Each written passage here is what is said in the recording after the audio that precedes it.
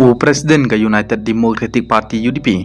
o badairu o Menteri ba thamai jong ke kenhun Menteri, o ba man ba lang do. Ul persang banweng no ya ki kubor ki balami ba gadon gejing pai na ke parti. Kam tam bar Menteri balami no na ke kam o ba pol lang do.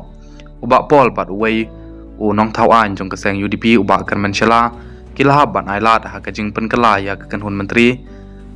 Sya ubak met bak lang do bat ubak lah kemen rombui ubak polong do ulajit ban om watnya simenta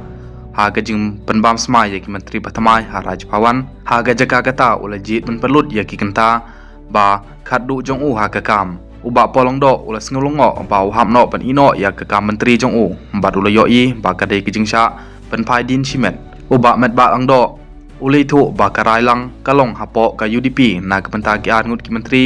ki basong bakin aino ya kisuki nak benta ubak met ba long do bat ubak la kemen rembui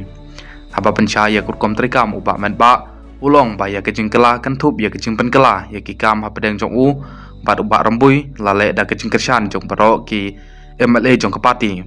man wei pa wei MLA bat nong ilam ulolong si benta jong kejing ekren ul banjur da kebagentat ya kejing ajimun ba ya kejing pen kela la penjari siliang ula banjur ba ke UDP kadang ya teli hendak ke bakedeu ba barok kat arngut ki melehi kadang ya peteng ban yang teli kat ba ke jing pher jumut kadai bandon ha kano ke seng san bertai ulong ba kum gine ki jing kren dai ban yoi ba kilong ki batai bat ki balatmu ban pangklan ya ke seng om ban penmi ya ke jing pher jumut aba kali hato ki menteri ki bami no ki singau hun na em ya ke jing mi u hai ke UDP ula pen pau ya ke jing singau skem ba ki to ki pasha ta Kiladon benta ha kejing terikam bat kisnya hud ya karai balashim